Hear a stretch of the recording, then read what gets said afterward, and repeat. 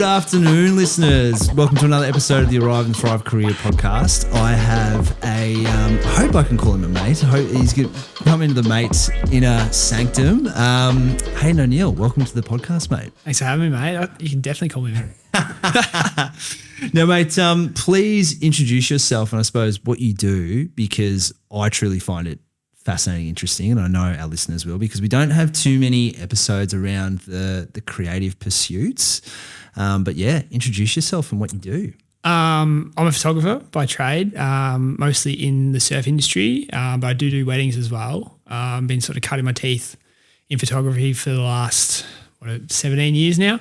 Born and bred here on the peninsula, love it to bits. Probably won't leave. Find myself just so ingrained in photography and in the coast and being in the ocean. Love that, dude. So when did it all start, man? When did you first take your first photograph? It started when I was 16. I was surfing with some mates down home, and one mate in particular was a photographer, Darcy, and I'll always credit him for sort of helping me get on the journey of photography. We were surfing a lot, and I just kind of felt, I was like, I just want to like document these times. It's just so fun. And, you know, you'd surf and you'd come in, but you'd only have the memories. And I was like, oh, I want a little bit more than that. So I ended up buying one of those like a little Olympus underwater cameras, and I'd stick that in my wetsuit and I'd swim out and like get a couple of waves and then take photos of him surfing and then other mates surfing. And then, you know, he'd take the camera off me and we'd take photos of each other. And I actually started getting like a couple of shots that were really nice, and I'd send them to like his swell net. At the time, you know, it was called Fluid Zone. It was like an old bodyboarding thing, and they'd post it up as like their wave of the day. And for some reason I was like, oh, I think there's something in this for me. But I was still young. I was still at school, had no money, literally was, you know, getting mum to drop me down to mates' places and whatever to surf. But I just sort of thought, oh yeah, there's something here, and I was working at a Chinese restaurant at the time as a dishie, and I was just saving my money. And I was like, I want to get one of those housings. And I was so in love with surfing, and just the whole thing just seemed so cool. And I was like, I just want to take photos. And yeah, saved up for an SLR, bought myself an underwater housing, probably took the worst shots of my life at the start, just had no idea, lost all faith in it, but sort of really loved surfing. I just wanted to keep documenting it. And I just kept going, taking photos. And my mum was heavy into photography as well. And then my brother was studying it. And when I turned 18, I had a car and I was chasing waves all the time. And I then met people like one of my best mates, Cam. He sort of got me shooting him and like a couple of other guys. And then it just sort of started snowballing from there. And a few sort of things popped up, and I was able to grab it with both hands and really give it a good crack. That's sick, man. It's a common narrative, isn't it, for a lot of surf photographers? It's like save up for that water housing, save up for the SLR, and then away you go type thing. Yeah, it definitely is. Like, I think you could speak to every single photographer in the industry and they just be like, yeah, my first camera cost me the most. And because you just strive so hard, because you look at all these famous photographers and surf photographers, and you just think, oh, I just want that so bad. And that was me. And I think I've still got the old housing somewhere today. It would probably just leak with water if I tried to use it, but there's something, you know, like it's a memento that I'll hold on for the rest of my life. It's been the first thing that sort of kick-started everything. That's cool, man. And so you're 16, you're taking photos of your mates, and then when did it start to sink in that, you know, I could potentially make a career of this? Was that the first kind of cover shot in Fluid, or? Not really. I think like at the time I was working part-time at a surf shop, which is Peninsula Surf, which is now Rip Curl on the highway. And I was doing that 3 or 4 days a week, and the other times I was just taking photos. Every morning I'd be up at sunrise, you know, up at the beach surfing and shooting until sunset. And then Instagram sort of kicked off. I think, maybe not then, maybe a bit earlier, but Instagram for me really started to hit its stride, and I was getting a bit of traction on there. And I kind of thought, maybe there's something here. And then there was this photographer, Richard Koch, who worked in certain resorts across the world. He was working in Mentawais and the Maldives and Micronesia. And I'd send him a message on Instagram, just introduce myself, just, you know, young kid, just wanted to like chat to everybody about it, and reached out to him, and we chatted for a bit for like a year, and then he told me that there was a spot opening up at the Micronesia Surf Club, at the Pohnpei Surf Club, and it was mine if I wanted to work for a couple of months because he couldn't fill the role. And I just was like, oh, I've got to do this. And that was 2014, so 10 years ago now. And I think once, I was so nervous. It was like my first proper solo overseas trip. And that was the moment I was like, yeah, I reckon I can make a career out of this, because I got over there and we were getting swells and I was getting shots in Stab and Surfline and a few other magazines, and I really felt everything start to like gain a lot of momentum. And again, I credit Instagram for that, because without Instagram at the time, I don't think I would have been able to put everything out where it was. So yeah, 2014 in Micronesia, I was there for 3 months, and by the end of that, I was earning cash, taking photos of guests and selling my stuff to online publications and a few mags back home. And then it just snowballed, and I was like, yeah, I'm really onto this. And then came home and was still working part-time at a surf shop, because back then there was just no money in surfing. But that was the moment that I was like, yeah, this is it. Yeah, that's awesome. It's almost like, and I hear this a lot in different people's career stories, but it's like this perfect moment of where your skill is reaching a certain point, and then also like luck as well, of like, for example, like Instagram, and then perhaps the surf industries, there's more mags or more online content. And so therefore the need and the supply is like equal, and there's like that luck element too of like the right platforms and et cetera. Do you subscribe to that, or what do you reckon? No, I agree 100%. I think luck, you obviously have to have some sort of talent, but also hard work. Like I worked my ass off, I still do today, just to get what I want to achieve. And I think that luck does come into it, because I look at a lot of platforms and they've, you look at influencers and stuff, and they've obviously like taken over with all, with Instagram, and without Instagram, they probably wouldn't be able to do what they do. And I'm not crediting Instagram for everything that I've done, but it's certainly helped being lucky to grow up with that at the time. I think otherwise a lot of people couldn't credit certain things like that. But yeah, luck is huge with everything you do. And I think also being lucky to work at a surf shop or to network with people on the peninsula and outside the peninsula has certainly helped grow the career. So it's just getting yourself in front of the right people, and luckily people will pick you up and acknowledge what you're actually doing. When you mean get in front of the right people, like was that like a conscious thing for you, or it's like, okay, now I've got these great shots, now I need to like get them in front of the right eyes? Yeah, I think just putting your name out there and networking hard at the start, and, you'd have these great shots of certain people, surfing or empty waves or whatever, and just putting them in the right platforms, whether that's online or sending it to a surf mag, and then the readers will look at that and they'll be like, oh, who's this guy? And they might check you out, because I know that's what I did. If I saw a cool surf shot or like a cool portrait of someone or whatever, I'd certainly like look at the photographer. And I still think that's pretty relevant today. A lot of people will actually look at who took the photo and then maybe follow them on Instagram or follow them on their website or buy a print or a magazine that they're in or whatever. So, I think just taking the photos, but then making sure, maybe this suits this brand or this suits another brand. Like the other day I was actually taking photos at sunrise just in St. Andrews, and the Gunnamatta trail rides were walking. I was like, I'll snap a couple of photos of them and send it across to them, and stuff like that. I just think if you see little opportunities, you just know that maybe it works for that brand or whatever. And I think the same goes in the surf industry. Yeah, that's awesome, man. That's awesome. And so when it comes to like, obviously, I've got a bit of a biased opinion here because I love surfing as well. Like when it comes to you were saying just before we hit record, like taking a photo for you and sharing it with your mate. Is like lights you up as much as getting an amazing wave or having a great session. Like, explain to listeners like who haven't spent too much time in the ocean or haven't spent too much time around surf culture, like, that importance of like sharing waves with mates and what gives you that energy to like show up when the surf is pumping and you're like, oh, it'd be nice to catch a couple of these, but I'd rather take some photos of people getting the waves of their lives. Yeah, I think taking photos of my mates, especially surfing, gives me a bigger thrill than actually catching a wave, just because you get to see the stoke from your mates, because you've got a front row seat if you're sitting in the water. And then even taking a photo at sunrise and just thinking like, and just knowing that you got a good shot that you really like, but you know, other people might not like, or they may, it puts you in like a really good frame of mind for the rest of the day. And I just get like, it just gives you a buzz. Like it's a really hard feeling to describe. And I kind of think it's the same as like catching waves every morning, because you just come away with like this warm feeling and you're just stoked, and you get the same feeling as, you know, I've been on surf trips where guys have got waves of their life and you've taken that photo and you just feel just as ecstatic as what they are.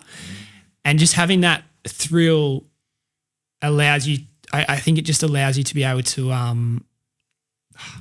can't, hang on. No, dude, it's because it's funny, like, you know, when it's like when someone says to you, like, you know, why are they your best mate, or why do you love that person, or why do you like that band? It's so hard to explain with words. It's like, how do you use words to describe feelings?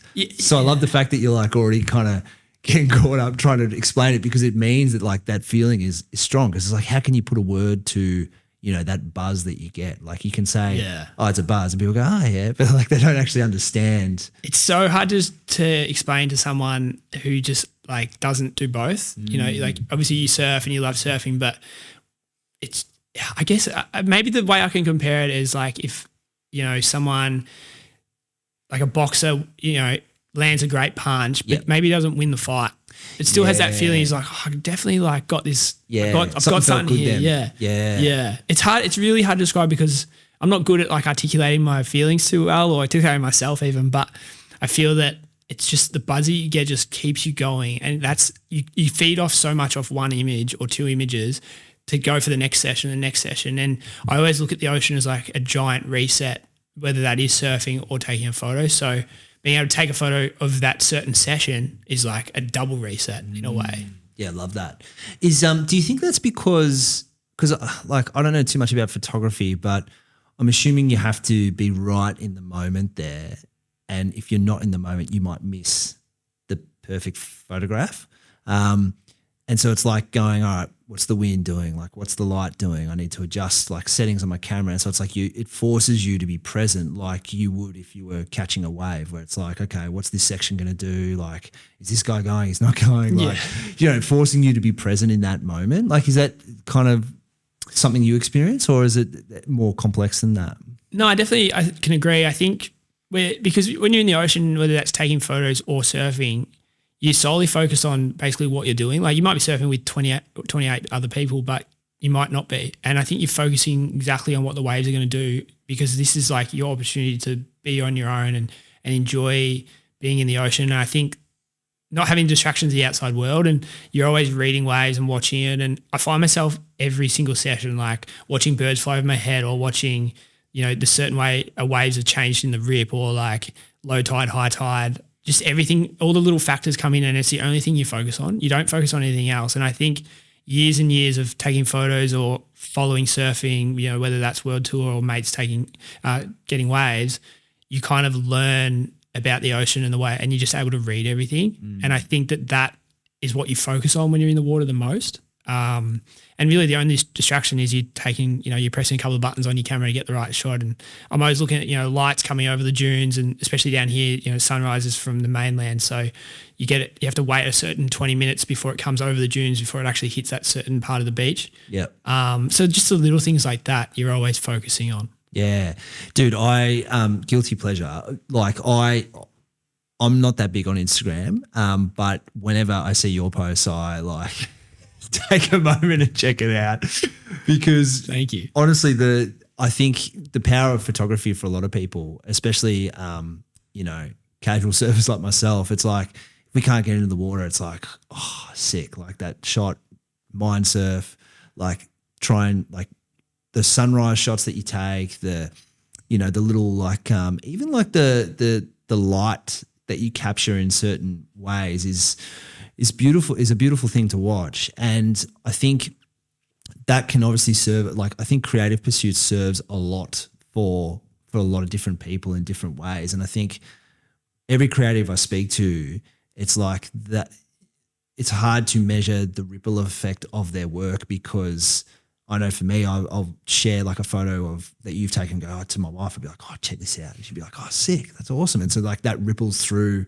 our relationship, and therefore, and that probably is also the same with the other work that you do in terms of like wedding photography as well. Like, do you find that with photography, like the ripple effect of like sharing photos, sharing moments and that type of thing? Yeah, definitely. I think the biggest thing I've noticed is I'm actually surprised at how many people really register on your work. So, you know, I was at a wedding the other day, and it was a local guy from down here, and beautiful wedding, but like there was a couple of guests here that knew my work, and they like came up to me and were chatting to me, and I was kind of just like, that still blows me away even at 33, like people actually going, oh, like that, where's this wave, and and that. And I get, it's like so funny, I get so many messages, like just say I post a photo of home and it's like cooking. I get so many messages from people who'll be like, oh, where's this? Where? And like people I've never met in my life. Yeah. And I don't give it away because I'm not that sort of person, but it's so funny. Just the ripple effect that comes through, and the little avenues that people somehow find you. And I've had, you know, I've sold prints to people in the US. Like a guy from New York found a shot in a magazine from Tahiti, and he ended up buying this huge print that I had to ship over there. And I always wonder where people find me, and it's so interesting to go, oh yeah, I've read you in this magazine, or I heard your name through another mate, or my mate just moved here from the peninsula, and he, you know, they might be living on the Goldie or whatever, and they'll just be like, oh yeah, I love your work, and it just it like completely stokes me out. It's the best feeling in the world, just knowing that like people actually love your work. It's not just you. And I'm always someone who's like, I'll just put out whatever I want to put out, not what people want to see, and you know, it's caught on, and yeah, it's so good to hear people, like yourself, passing on to your wife and so on. It's great. Yeah, dude. And I'll text Wiz a lot. I'll be like, mate, surely that's got to be St. Andrews right there. Actually, Wiz is one that would be like, oh, where's this? Or like, where are you surfing today? Like, he's a big, tries to find everything out. I don't know, tell him because he's a mate. But yeah, randoms will come in and be like, oh, where you been surfing? Where are the banks? And I'm like, yeah, nah, sorry, bro.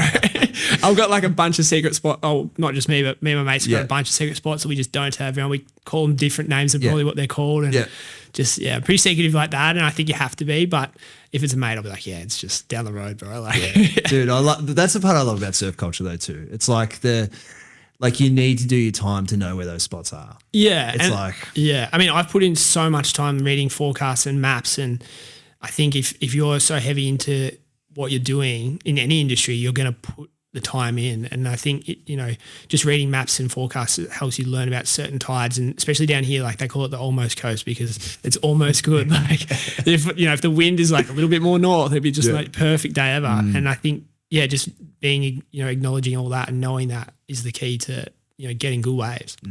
Yeah, no, it's awesome. And being a local resident down here, when I see like in your caption, it's like MP, I'm like, oh, sick. I love where I live. Yeah, definitely. There's a lot of times I might like take a photo and be like, it just doesn't look like the peninsula. It looks like, like reverse barrels or something, or like snapper or something weird. And that's wild.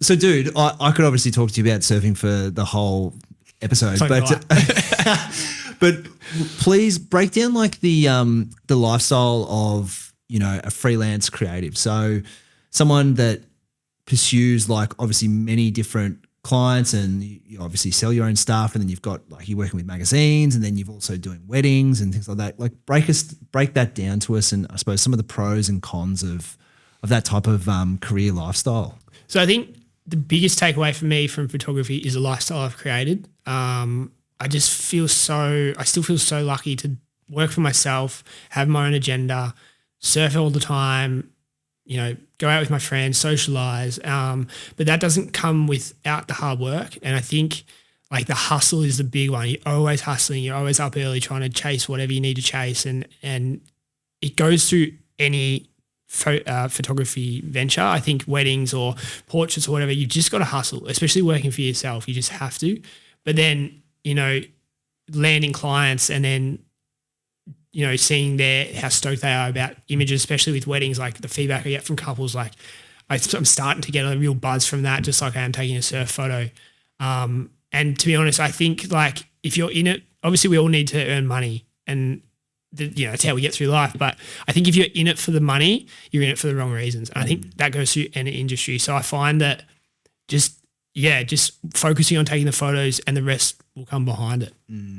Yeah, it's so well put, isn't it? It's like focusing on the service that you're providing, and the rest will take care of itself. I think like I'm a big believer if you've, you know, especially if I look at weddings or something, for example, if someone has booked you, then they obviously have the confidence to know that you're going to deliver, and then everything will fall into place. And it's the same for me when I'm taking photos. Like everything just comes in behind it and will back you up. You've got to, you know, rely on how much hard work you've put into something. And, you know, if you know that you have the talent to do something, then just keep going because it pays off. You just got to keep working hard. That's the key. Yeah. It's been a theme, I think, for a lot of guests on the show who pursue their own either business or I suppose any profession though too. It's like having faith that your hard work is going to pay off at some point. And there's people that probably don't reach the top of their field or their game because it's no longer important to them, and that's cool. But also people who perhaps haven't worked as hard as others.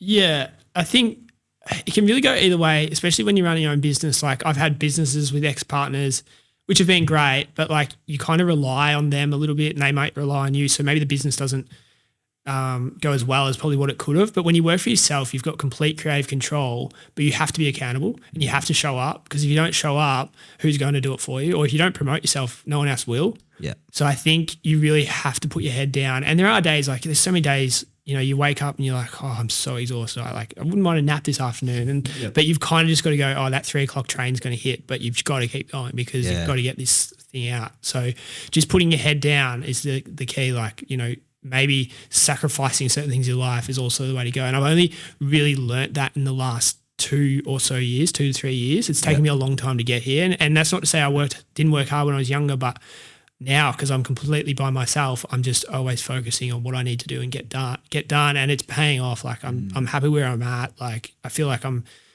like in my 30s. It's like I think I said this to you before the podcast. Like each year only gets better. Once I turn 30, I'm like it just keeps getting better and better.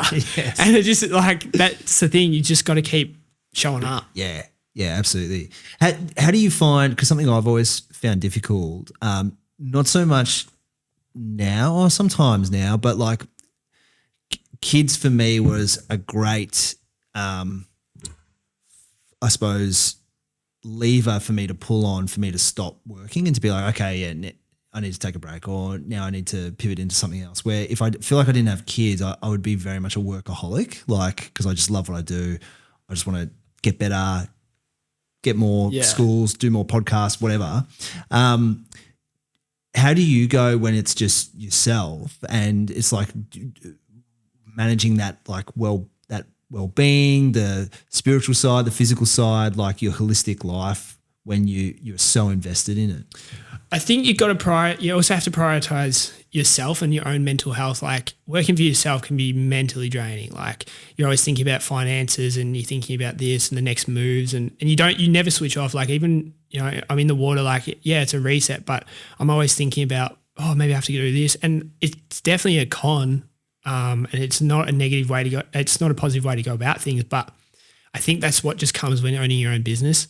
But the way I sort of handle it is, you know, most days I'll surf, even if it's crappy. I'll go for a run. I'll catch up with a friend. I'll, you know, go for a walk even before or after dinner. And you just find like little bits and pieces. And I'm big on work-life balance. Like I generally wake up 5:30 every morning. If I'm not surfing or running, I'm in front of the computer, and then it might get to 2 or 3 o'clock. And, you know, depending on what I have on, I might just knock off for the afternoon. And another example might be like especially over summer, like if I'm booked out every weekend with weddings, the Saturday might be a wedding, but I might just take the Friday off, make sure everything's in place.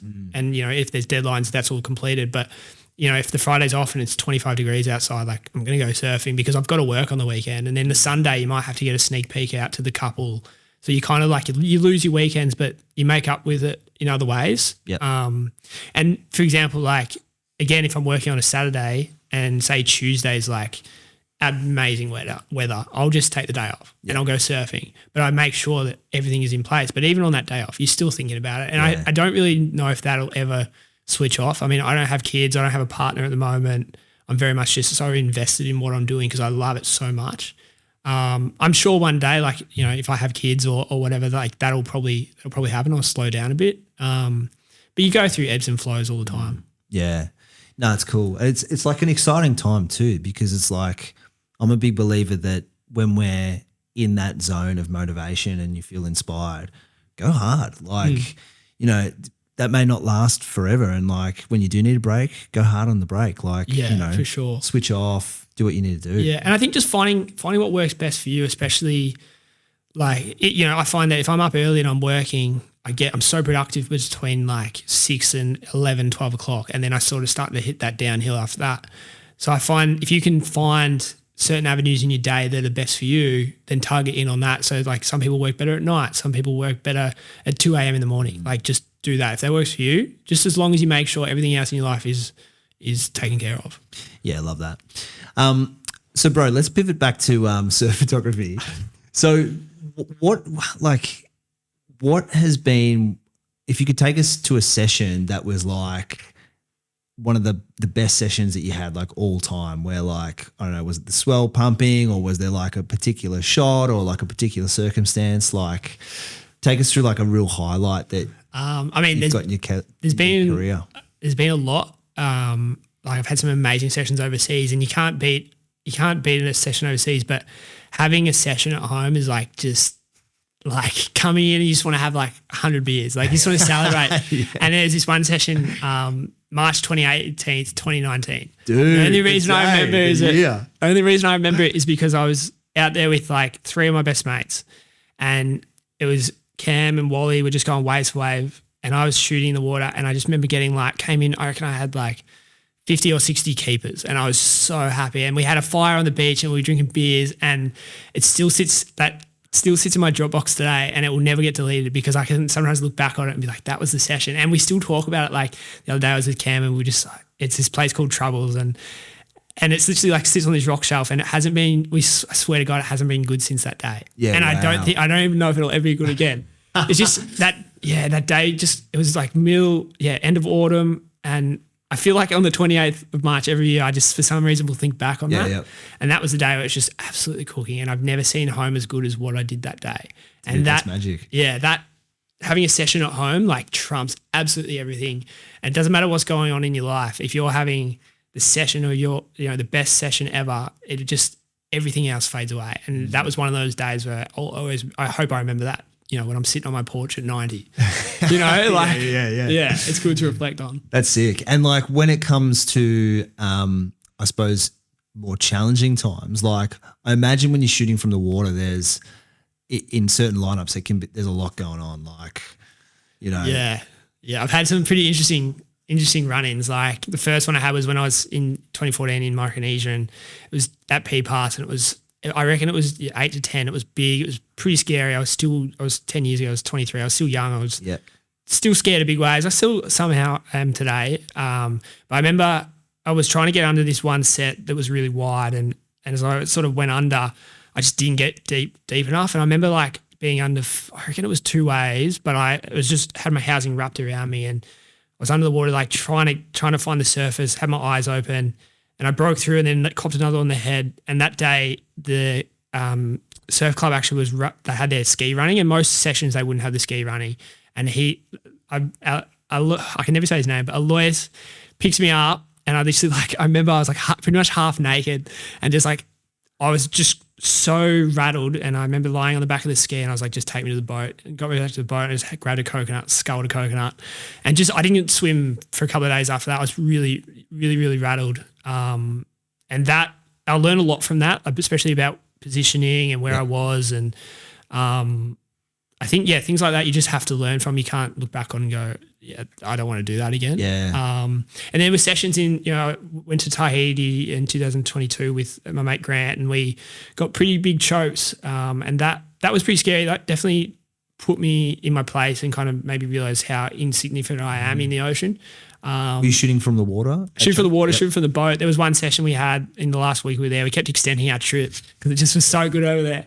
I remember one session because all the boats, I don't know if you've seen Chohu, but all the boats like kind of back in on each other. And like if you're swimming water, you kind of like got to be looking at the wave, you got to be looking at the reef and then the boats coming in. And there was a lot of sessions where like I saw guys nearly get their heads taken off by boats and boats nearly go over the falls. And I felt like I was just going to die the whole time. Like, yeah, wow. There. So Yeah, each session's different. A couple of weeks ago at home, I had one where I swallowed a lot of water and came in. I was just like felt really sick. I think things are going to happen. It just comes with the territory, and you just deal with them at the time. Yeah. But I've, touch wood, I've been really lucky, and you just got to have common sense. Yeah, dude. Because every time I watch a surf video, it's like respect, obviously, for the surfer, but then respect to the guy who's like getting the footage as well, because it just seems like, especially the guys when you're shooting from the water and like it's like mid tube and like they're sticking their arm out. And it's like, did that guy just go over the falls or something? Like, what is going on? I think you've got to. I think a lot of people don't understand. If you're not in surfing, a lot of my mates who aren't in surfing probably don't really actually understand the lengths that I go to get shots. And you try to explain it, and then you might just post a photo and they'll be like, "Oh, sick shot," but they don't actually know how much you could have got hurt or whatever.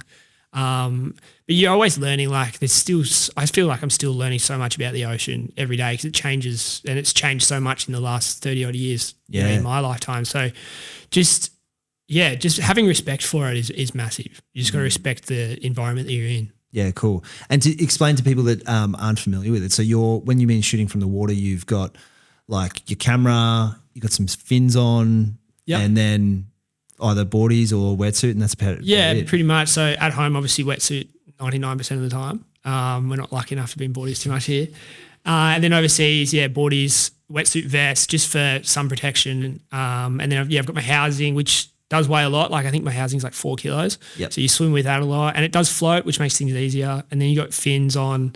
And it is to some extent like swimming in the ocean with nothing, but you're dealing with like waves that are constantly on your head. Like you have sessions where you just like constantly duck diving to try and get the shot and be in the right position. You just, again, like just got to respect the environment that you're in, because if you don't, it'll eat you alive. Yeah. Dude, speaking of eating you alive, I have to ask this. Any shark stories or anything like where you're like, got out at the right time or? Yeah, there's been, like luckily there hasn't been too many, but I was in Ballina with Cam and another mate, and they were surfing just off one of the river mouths there. I don't know which one it is. I haven't been back since. But there was 2 bull sharks that were swimming out the back, and my mate Nutty saw him and he out a shark, and I was swimming on the inside, and it was just a rock platform where we jumped off, and they just beelined it for the beach, and I was just swimming, kicking so hard. I remember like where I was probably like 5 or 10 meters away. I remember seeing the 2 fins pop up, and luckily a wave came and pushed me straight onto the rocks. And then we got up onto the beach and we could see it, and like we were all rattled, like I was white as a ghost. And that was the first instance I had with sharks. And then I had another run in, when was it? A couple of years, maybe 2 years ago, with my mate Blythe and Cam again. We were at St Andrews and we saw this big fin pop up. I think maybe it was a bronzy. I wasn't sure. I didn't want to find out. Yeah. Again, got onto the beach and we saw it again, and then we kind of like got rattled. And then I actually went shark cage diving a couple of years ago. Wow. I was like, I've got to just like see how these things perform. And half the time you just don't know how. You hear of all the attacks and like, how the hell do people even survive that? Yeah. So that really like gave me a new respect for them. Yeah. And I think. Could you claim that on Tax Pro as like professional development? Yeah, I guess I probably should have at the time. But I just found I learned a lot from that, and kind of maybe have a new perspective on things. Like if I'm going to get done, firstly, I'm probably not going to be that tasty, but secondly, like that was just my time. You go out that way. It is what it is. Obviously, you don't want to, but it's what happens. And then it was actually funny last week or 2 weeks ago, we were surfing OPS back at St Andrews, and we saw 2 fins thrash, and then we came in, couldn't see it. And then the next day I went surfing with another mate, and then I saw one out the back. And I think it was just because there was a lot of salmon running at the time. And they could have just been bronzies. Half the time you just think it's a seal, but you just can't take that chance. So I've had run-ins, but nothing to the length I've heard of other people going to. Yeah. Yep. Dude, St Andrews is funny like that. Like every time I surf there, there's always wildlife there. Like all the time. It's one of the reasons I love it. But yeah, I remember I was there when the salmon were running too, and it was wild. How do I explain this? It was like someone was throwing a tennis ball at my leg. Like they were just whacking me the whole time. Yeah. And I was actually with Wiz that day, and I was just like, oh, maybe a couple more. I reckon we might go in. Yeah, you have those mornings. Like, there's so many mornings where like I'll just psych myself out and I'll get like 2 waves, and I'll kind of be like, oh yeah, this is not. There's something different going on here. Yeah. Like I think you kind of get that feeling for it, and because I'm surfing most mornings at sunrise, like if you're by yourself, that's 10. You just can't let yourself get in your own head. But yeah, there's so much wildlife down here, and I feel like again I'm only notice it more now. For some reason, I don't know whether it's more seals in the water or whatever, but yeah, it's cool to see. Yeah, absolutely. Yeah, cool, man. And so what's your calendar year look like? Because I remember when I spoke to you earlier, like obviously doing like a fair bit of weddings and I suppose that type of shoot currently and coming out of that tail end of the season, and then you go overseas and surf trips and take photos, and what does a calendar year generally look like? Well, this year I'm coming to the tail end of wedding season. It's been so hectic. I've only had sort of like 5 or 6 free weekends across, from November to now. I've got 5 more weddings before the season wraps up, and then middle of May I'm off to New Zealand for 3 weeks solo, just getting an RV and going from North Island to South Island and back, just chasing waves the whole time. It's always been on my list to do. I'll do a little bit of work over there, like a lot of the stuff. If I'm chasing swells, I'll send away, and then come home. I'm home for 4 days, and then I'm off to Europe with my brother, which is more of like a holiday. I've kind of like, I've kind of earned something like that, a European summer. Yeah, absolutely. I always see it. I'm like, I just got to do it. So yeah, go there for 2 months, and then I'm sort of in 2 minds. I got offered last year. I worked in the Tallow Islands at a resort, and I've been offered to go back there. So maybe on my way back from Paris, I'm thinking of stopping in the Tallows and working there for a couple of weeks or a month. And that's shooting.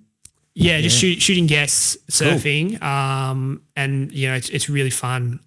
Sort of so off the radar, that place. So I'll do that potentially. I'm still in 2 minds. Then I've got to come back, and I'm just straight back into wedding season. Yep. And then end of wedding season next year, I'm off to Sumatra for 2 weeks with some friends. So I find that the weddings is just fueling so much of my passion for surfing and travel. Like I just love traveling, being on the road. If I could be on the road, 364 days of the year, I would. Yeah. That other day just being at home to reset.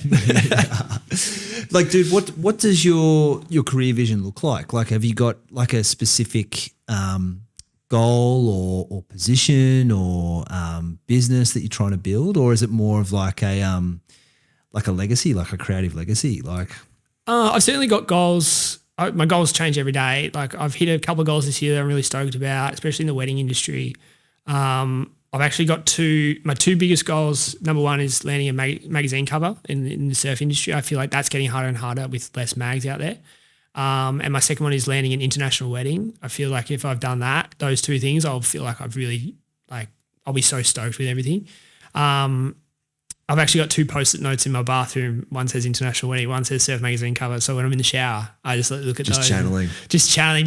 Love it. Yeah, visualization, and I'm big on chasing my dreams. And I think just at the moment, just continuing the lifestyle that I have, I'm just so content with everything. I really can't complain. I think I want to have this lifestyle for as long as I can. At some point I do want to settle down, and that changes, the way I look at life. But until then, I'm just going to keep doing what I'm doing and ticking off little goals and just keep meeting people. Like I'm loving networking and meeting people in different industries and learning different things, and it's just embracing everything that's in front of me. I think that's cool. The way to go. That's awesome. When it comes to the networking piece, like, is there some advice that you can give perhaps some younger creatives who are wanting to cut their teeth in their industry? Like, because it's been a bit of a theme you've mentioned a couple of times, like anything that you'd recommend like doing, like for example, like when I first started, like people were like, oh, just try and career counsel as many people as you can, like just offer free services. Yeah. Or with the podcast, like, just hit record and just start. Like any advice that you give? Again, just if you second guessing it, do it.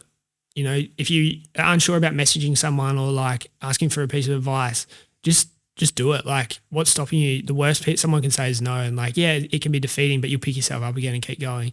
I get messages from, photographers out there who might ask, oh, do you use this? Do you use that? And I'll answer them happily. Like, I have no problem doing that, because I want to see other people succeed. So I find that you have to just approach people, whether that's down the street or at a networking event or at a wedding or a party. Like if you see someone that you've thought of or you've met previously, but you've never asked them something, just do it. Like most people are generally pretty friendly. Like you'd be hard struck to find people who are going to turn you down or like put you in your place. Yeah.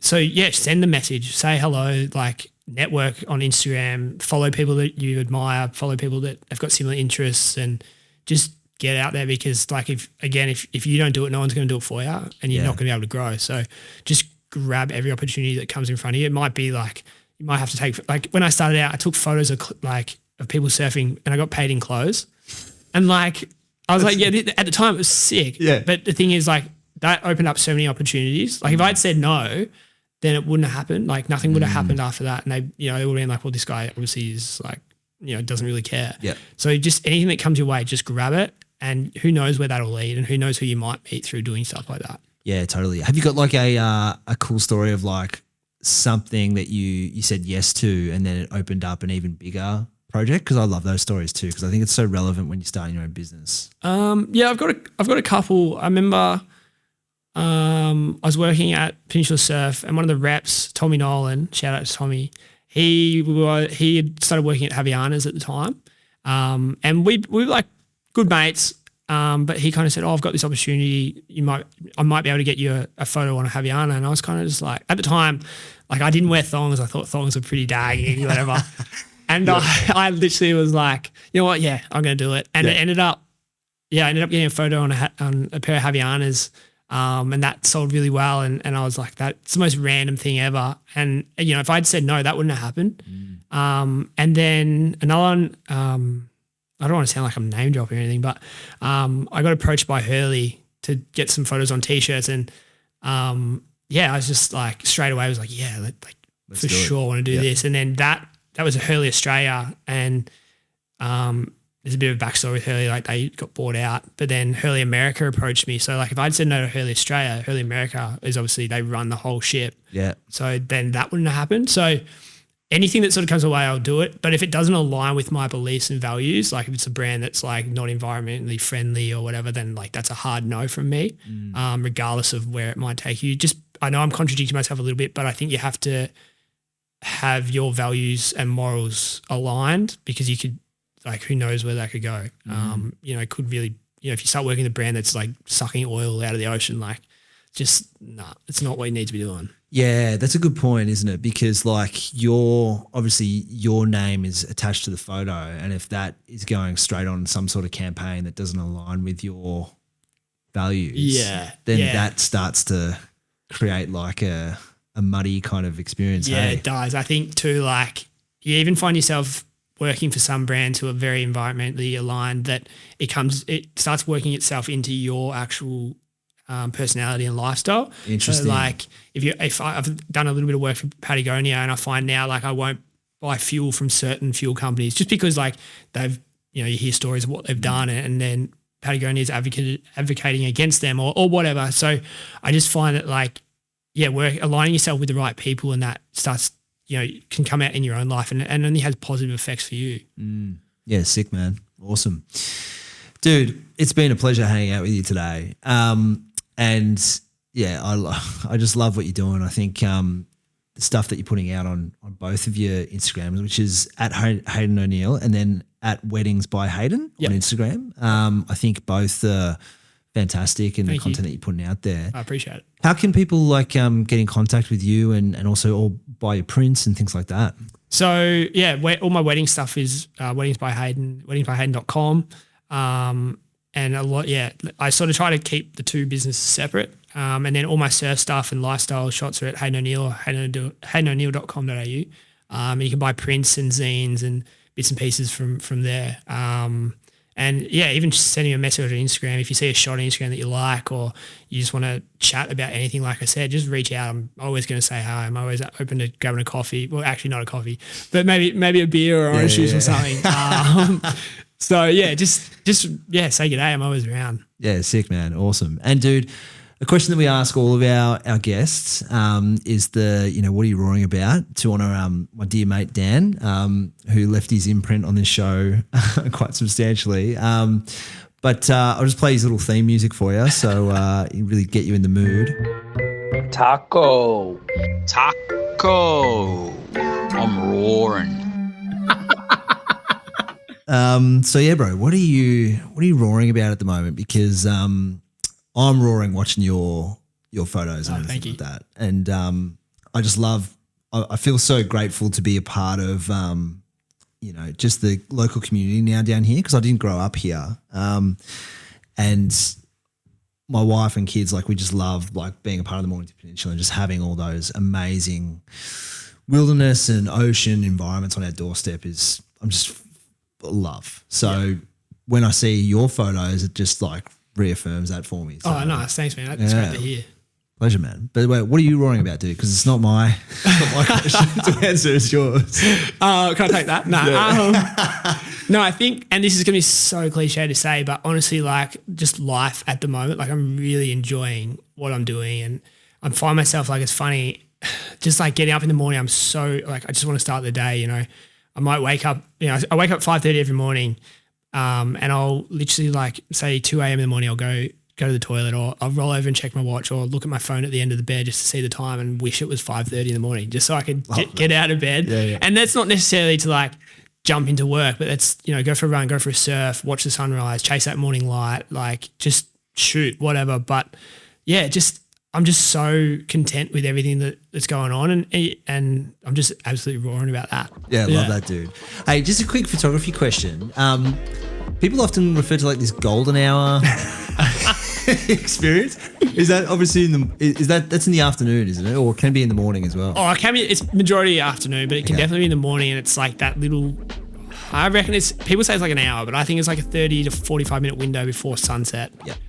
It's big in the wedding industry. Like, if I say golden hour, people are like, what's that? Like, or they might be like, oh, we've heard so much about this. It's essentially just like sunset, but like an hour before sunset. Yeah, cool. And the magic definitely happens. But I think I prefer sunrise. Like, I'd much rather watch the sunrise all the time than stay up and watch sunset. Yeah, golden hours. Yeah, it's a pretty special time. Awesome, bro. Well, mate, thanks so much for joining me. Thanks for having me, mate. It's been a pleasure. Awesome. Cheers.